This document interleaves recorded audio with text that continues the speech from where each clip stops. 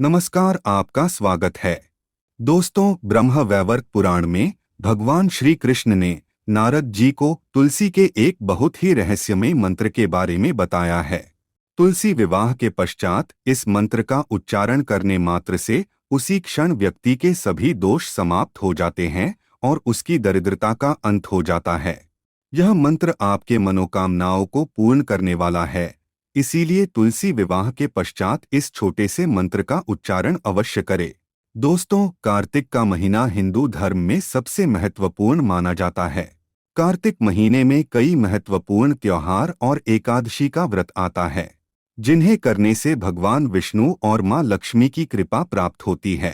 कार्तिक मास के शुक्ल पक्ष की एकादशी को देव उठनी एकादशी के नाम से जाना जाता है। इस एकादशी का महत्व सबसे अधिक बताया जाता है, जिसके बाद द्वादशी तिथि को भगवान विष्णु के शालिग्राम रूप के साथ तुलसी का विवाह संपन्न किया जाता है। इसे त्योहार को हम तुलसी विवाह के नाम से जानते हैं। यह दिन सभी विवाहित दाम्पत्यों के लिए महत्वपूर्ण होता है। देव उठनी एकादशी के दिन भगवान विष्णु 4 महीने की योग निद्रा के बाद जागते हैं और तभी से सभी मांगलिक कार्यों की शुरुआत होती है। इसीलिए सबसे पहला मांगलिक कार्य भगवान विष्णु और तुलसी का विवाह किया जाता है। इससे जीवन में सुख समृद्धि आती है। इस वर्ष 4 नवंबर को देव उठनी एकादशी है, तो 5 नवंबर को तुलसी विवाह संपन्न किया जाएगा। द्वादशी की तिथि 5 नवंबर को शाम 6:08 से आरंभ होगी और 6 नवंबर को शाम 5:06 पर समाप्त हो जाएगी। इस दौरान ही आपको तुलसी विवाह संपन्न करना चाहिए, जिससे आपको इसके शुभ परिणाम प्राप्त होंगे। आज के इस वीडियो में हम आपको बताने जा रहे हैं तुलसी विवाह करने की सही विधि, तुलसी विवाह के दिन कौन से कार्य नहीं करने चाहिए, और जानेंगे तुलसी माँ का वह मंत्र जो मनोकामनाओं की पूर्ति करने वाला है। दोस्तों, ब्रह्म वैवर्त पुराण में वर्णित प्रसंग के अनुसार एक बार नारद जी ने भगवान श्री कृष्ण से पूछा, हे प्रभु, तुलसी भगवान नारायण की प्रिय है, इसीलिए परम पवित्र है। वह संपूर्ण जगत में पूजनीय है, परंतु इनकी पूजा कब करनी चाहिए, तुलसी जी का विवाह कैसे करना चाहिए तथा किस मंत्र का उच्चारण करने से ये देवी प्रसन्न होती है। इस प्रकार से नारद जी द्वारा पूछे जाने पर भगवान श्री कृष्ण ने उन्हें तुलसी पूजन तथा तुलसी विवाह के संबंध में महत्वपूर्ण ज्ञान दिया है, जो आप सभी को अवश्य जानना चाहिए। भगवान श्री कृष्ण कहते हैं, जिस घर की स्त्री नित्य तुलसी का पूजन करती है और उसे जल अर्पण करती है, उसके घर से दुख दरिद्रता कोसों दूर रहती है। उसके घर में सदैव ही देवी लक्ष्मी का वास रहेगा। जो लोग कार्तिक मास में तुलसी का विवाह संपन्न करते हैं, उनकी दरिद्रता का नाश होता है। जो मनुष्य कार्तिक महीने में श्री हरि विष्णु को तुलसी पत्र अर्पण करता है, वह 10,000 गायों के दान का पुण्य प्राप्त करता है। तुलसी के पूजन से जिसे पत्नी न हो उसे पत्नी मिल जाती है, जिसे संतान न हो वह पुरुष पुत्रवान बन जाता है, रोगी रोग मुक्त हो जाता है और भयभीत मनुष्य निर्भय हो जाता है, एवं पापी भी सभी पापों से मुक्त हो जाता है। कार्तिक मास में तुलसी का शालिग्राम के साथ विवाह करने पर दंपति जीवन में सुख शांति आती है। शास्त्रों के अनुसार तुलसी महालक्ष्मी की अवतार हैं, वहीं शालिग्राम को भगवान विष्णु का रूप माना जाता है। तुलसी का विवाह करते समय शास्त्रों में बताई गई विधि का ही पालन करना चाहिए, तभी यह विवाह संपन्न होता है। इससे घर में मां लक्ष्मी और भगवान विष्णु का चिरकाल तक वास रहता है। सबसे पहले जानते हैं तुलसी विवाह के दिन कौन से कार्य नहीं करने चाहिए। सबसे पहली बात है कि तुलसी विवाह के दिन घर को पूरी तरह से साफ और स्वच्छ रखे। घर में किसी भी प्रकार की गंदगी ना हो। तुलसी के पौधे के पास स्वच्छता रखे और रंगोली बनाकर उसे अच्छे से सजाएं। अगर कोई महिला मासिक धर्म से है तो वह तुलसी की पूजा ना करे। पुरुषों को तुलसी पूजा के दिन किसी भी प्रकार का नशा नहीं करना चाहिए और मांस मदिरा सेवन से बचना चाहिए। नशे की हालत में तुलसी के पौधे के पास भूल से भी न जाए, इससे तुलसी नाराज हो जाती है। यह एक अत्यंत पवित्र पौधा है। ऐसी तामसिक अवस्था में तुलसी के पास जाना पाप माना गया है।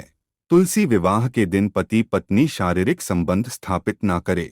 अगर ऐसा कोई अपवित्र कार्य किया है तो स्नान करके ही पवित्र होकर तुलसी का विवाह संपन्न करे। बिना स्नान किए तुलसी के पौधे के पास न जाए और भूल से भी बिना नहाए तुलसी के पौधे को स्पर्श न करे। इस दिन तुलसी के पत्ते ना तोड़े। एक दिन पहले ही तुलसी के पत्र तोड़कर रखे और फिर पूजा में इनका प्रयोग करे। तुलसी के पत्र तोड़ते समय तुलसी मैया से क्षमा मांगते हुए तोड़े। तुलसी विवाह के दौरान मन में किसी भी प्रकार के बुरे विचार न आने दे। मन को साफ और स्वच्छ रखकर ही तुलसी की पूजा करे।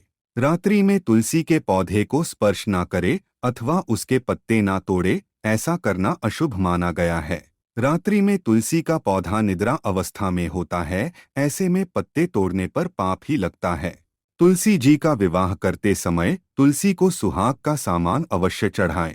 इससे अखंड सौभाग्य की प्राप्ति होती है। तुलसी विवाह के दौरान तुलसी के पौधे के पास शालिग्राम रखे और उस पर तिल चढ़ाएं। पूजा में तुलसी और शालिग्राम को दूध में भीगी हल्दी का तिलक अवश्य करे। शालिग्राम पर तुलसी पत्र रखकर चंदन लगाना चाहिए। तुलसी का विवाह शाम के समय करना ही सर्वोत्तम होता है। तुलसी के गमले के पास गन्ने रखकर मंडप बनाया जाता है। इसके बाद तुलसी के पास शालिग्राम रखकर तुलसी का विवाह संपन्न किया जाता है। विवाह के दौरान तुलसी और शालिग्राम पर अक्षत और फूल डालने चाहिए। विवाह के सभी नियमों का पालन जरूर करना चाहिए। तुलसी विवाह के बाद भगवान विष्णु की आरती करे और प्रसाद में तुलसी पत्र डालकर उन्हें भोग लगाएं। उसके पश्चात 11 बार तुलसी की परिक्रमा करे। तो इस प्रकार से आप तुलसी का विवाह संपन्न करें। वहीं इस दिन कुछ खास उपाय करने से वैवाहिक जीवन से जुड़ी समस्याएं खत्म हो जाती है, जिसके परिणाम स्वरूप शादीशुदा जीवन में हमेशा खुशहाली बनी रहती है। तुलसी विवाह के दिन सुख शांति और समृद्धि के लिए तुलसी माँ को चुनरी अवश्य चढ़ानी चाहिए। अक्सर लोग घर में तुलसी का पौधा तो लगा देते हैं, लेकिन उनसे यह गलती हो जाती है कि वे तुलसी माँ को चुनरी नहीं चढ़ाते हैं, जिसके कारण उन्हें तुलसी लगाने का शुभ फल प्राप्त नहीं हो पाता है। हमेशा ध्यान रहे कि तुलसी का पौधा चुनरी के बिना अधूरा होता है। तुलसी केवल एक पौधा नहीं है, बल्कि वह देवी है, विष्णु पत्नी है। उन्हें हम अपनी माता मानते हैं। इसीलिए तुलसी को चुनरी अवश्य ही चढ़ानी चाहिए। इससे पति पत्नी में प्रेम और विश्वास बढ़ता है। घर में रहने वाली महिलाएं सदा सुहागिन और सौभाग्यशाली रहती हैं। लेकिन तुलसी को चुनरी चढ़ाते समय आपको यह बात ध्यान में रखनी चाहिए कि आप तुलसी को लाल रंग की चुनरी ना चढ़ाएं।